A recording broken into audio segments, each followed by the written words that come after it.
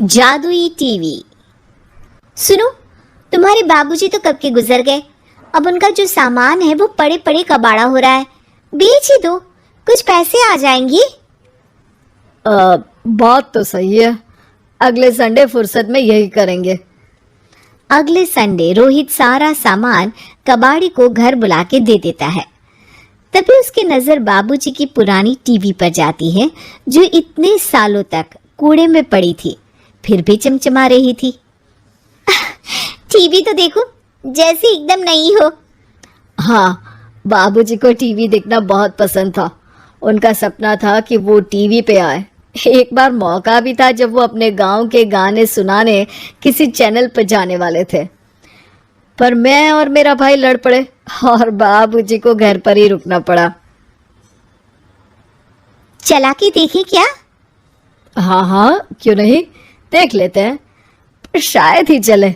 बाबूजी ने उस लड़ाई के दिन के बाद टीवी देखना ही छोड़ दिया था।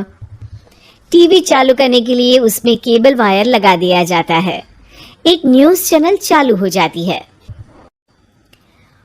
स्वर्ग की सीढ़ी के रास्ते हैं तीन, तीनों के तीन रास्ते हैं संगीन। पहला रास्ता है सांप की बीन, दूसरा रास्ता घर में बिछा कालीन, तीसरा रास्ता कलकत्ता से चीन। ये क्या बकवास खबर है, कुछ अच्छा लगा दो।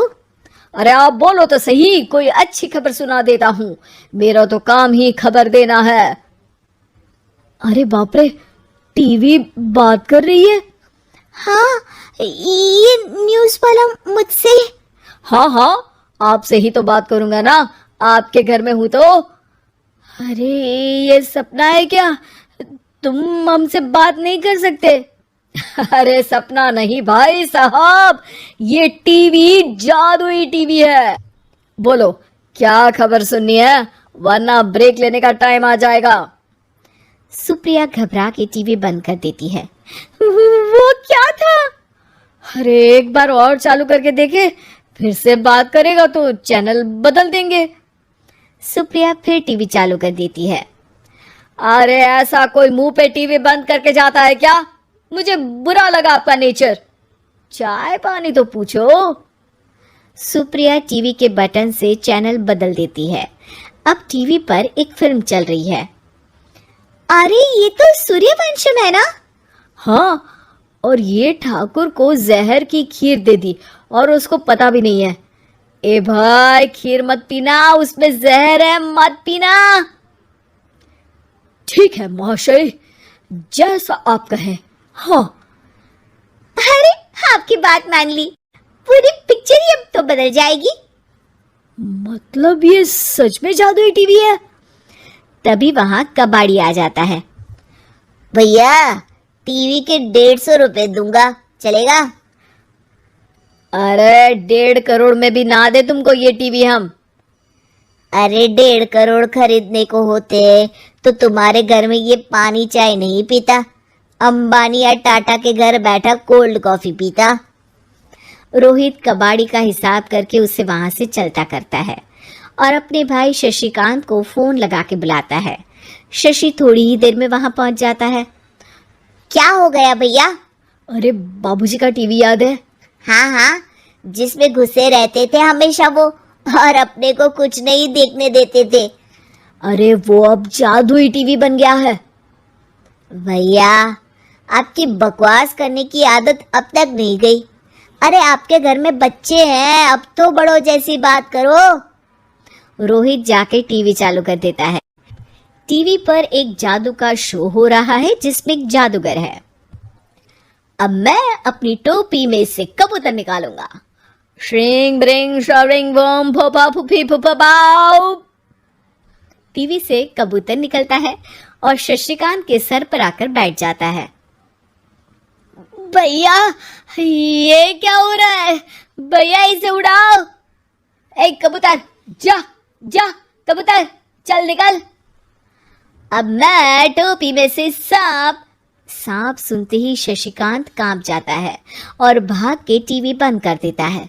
भैया सॉरी भैया, मैं समझ गया ये सच में जादुई टीवी है, पर एक बार और ट्राई करते हैं। पर भाभी कोई दूसरा चैनल लगावा, जिसमें डर ना लगे। सुप्रिया टीवी चला देती है और न्यूज लगा देती है। अरे कितने दिनों बाद मुझे याद आया, बताइए क्या खबर सुनाओ। और ये नया आदमी कौन है? ये मेरा भाई है शशिकांत। ओह यस, वही है ना जिससे तुम लड़ लिए थे किसी बात पे और तुम्हारे बुढ़ाओ पिताजी गुस्सा हो गए थे और टीवी को संन्यास दे दिया था। हैं? तुमको कैसे पता ये सब? इस टीवी में रहने वाले आदमी से लेकर कबूतर तक को तुम्हारे बाबूजी और तुम्हारी बातें पता है, इसलिए तो ये जादुई टीवी है। ये टीवी क्या कर सकती है वैसे? तुम जो मांगो दे सकती है, कहानी बदल सकते हो, खबर बदल सकते हो, कोई चीज मांग सकते हो। अरे भैया, ये टीवी मैं लेके जा रहा हूँ। बाबूजी का लाडला तो मैं ही था ना। अरे ऐसे कैसे? मैं बड़ा बेटा था, अब तक मेरे घर में टीवी थी ना। अब तक कहाँ गए थे पिताजी के लाडले? तुम्हारी गलती का एहसास भी है। अरे भैया ज्यादा ना बोलो वरना भूल गए आपके दांत तोड़ दिए थे मैंने उस लड़ाई में। मेरी बीवी के सामने मेरी बेइज्जती करता है। रुक। दोनों भाई हाथापाई पे उतर जाते हैं। रुक, बताता हूँ तुझे कि कौन बड़ा है।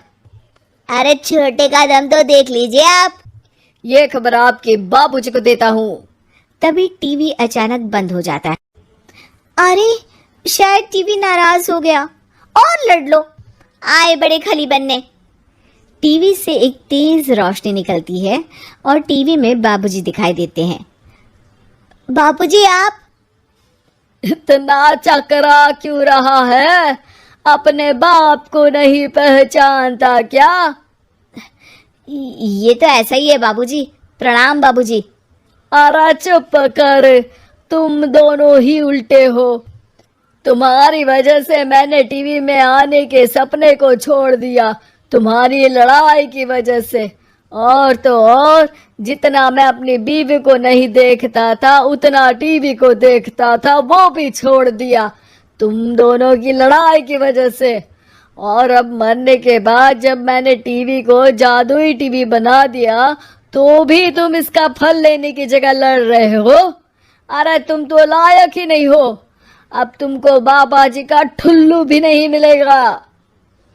बाबूजी चले जाते हैं। टीवी बंद हो जाता है। रोहित और शशिकांत गिड़गिड़ा के टीवी के सामने हाथ जोड़ के बाबूजी को बुलाते हैं, पर टीवी सिर्फ धुआं निकालता रहता है।